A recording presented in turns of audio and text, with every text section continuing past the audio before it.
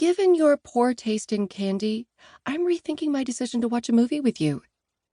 Lips pursed, I pointed the bag dangling from his fingers filled with the offensively bright orange and white candy. Maybe we should just call it a night. Dinner was delicious, the company entertaining, and leave it at that. Carrie staggers back, as if I've hit him. Oh, boy, you're brutal on a guy's ego. Maybe I took the joke too far. I was only kidding. And I opened my mouth to say just that when he dramatically clutches the candy bag to his chest like Gollum did the ring. I can't watch a movie without candy corn. And let's be truthful, the dinner company was more than entertaining. His free hand waves down his Adonis physique while he straightens to his full height, somewhere over 6 feet. Come on, Morgan. Have a heart. I'm feeling judged. Chuckling, I tilt my head back, eyes squinting at the harsh glare of the fluorescent ceiling lights in the gas station convenience store. I was only kidding, especially about the company. My tone softens for a second before I'm back to ribbing him. But I just can't let it go. How can you like candy corn? It's disgusting. My nose wrinkles like I've smelled a rotten egg. He drags in a breath, mouth parting, aghast. Like? Nuh-uh.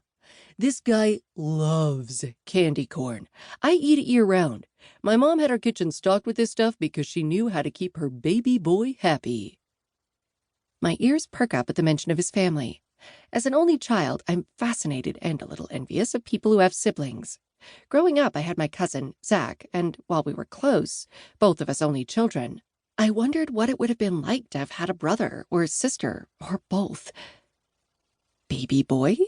Are you the baby of the family? During our dinner, a blind date, Carrie hasn't said much about his family, only that he was from Los Angeles and had moved to Destin, Florida about 3 years ago.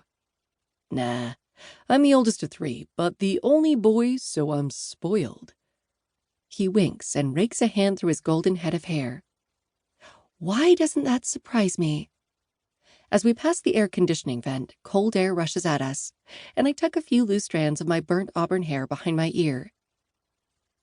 The bones in my neck crack as I slowly angle one ear to my shoulder, stretching the muscles and tendons holding my head up. From a distance, through the windshield of my car, I watch her lithe frame saunter toward the building she frequents at least once a week. Her auburn hair glistens like fire in the sunlight, and like all the times before, she gathers the long strands high onto her head and effortlessly winds a tie around them. Feeding the ponytail through the loop, she secures the baseball hat onto her head. Then she swings open the door and rests her hip against it, holding it wide for the burly, elderly man in dirty blue jeans and a baggy t-shirt exiting the building. He tips the bill of his weathered cap and gifts her with an appreciative grin.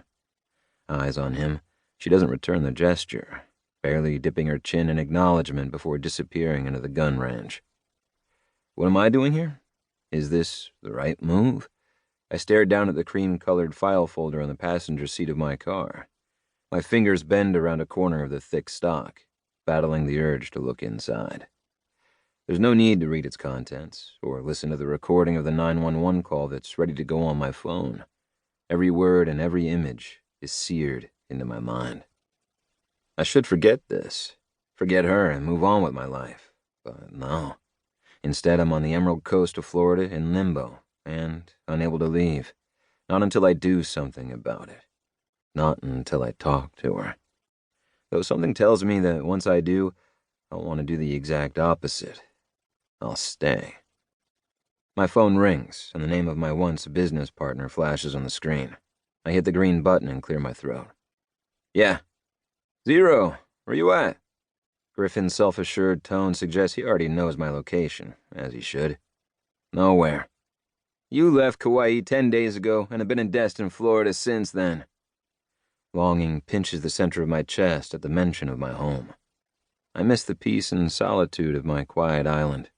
Out here, in Florida of all places, what will I do if things get to be too much? I can't go back to the island, it's too far. At least I have Andiamo. Agitated by my weakness, my inability to work out stress in a normal way, my teeth grind together, and my response doesn't hide my discomfort. If you know, why ask?